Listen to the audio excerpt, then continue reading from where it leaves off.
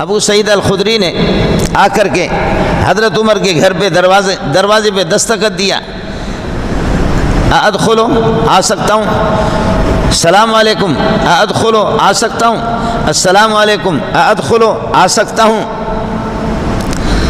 اندر سے جواب نہیں ملا، ابو سعید خدری واپس ہو گئے۔ جب واپس ہو گئے حضرت عمر کو اس طرح، حضرت عمر تو مصروف تھے گھر میں، تو حضرت عمر کو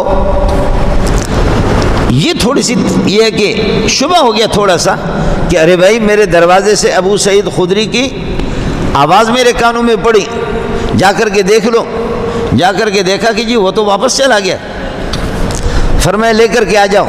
جا کر کے ابو سعید خدری کو لے کر کے آ گئے، لے کر کے آ کر کے کہنے لگے آپ کی آواز آئی تھی، دروازے پہ آپ نے کھٹکھٹایا، واپس کیوں ہو گئے؟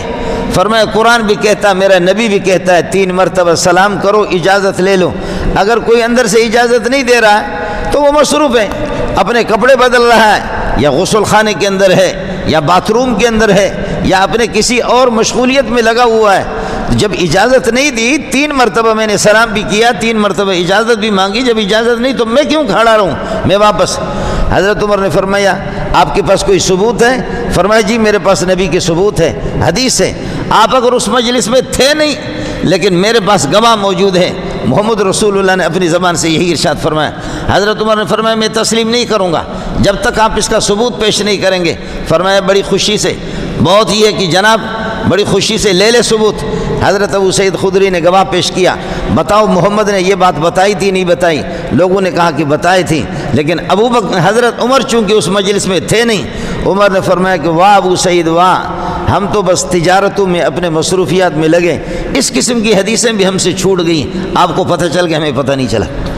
لا تدخلوا بیوتا غیر بیوتکم، اپنے گھر کے علاوہ کسی کے گھر میں داخل نہ ہو جاؤ، حتی تستانسوا، اجازت لے لو، وتسلموا علی اہلہا، سلام کرو، سلام کر کے اجازت لے لو پھر داخل ہو جاؤ۔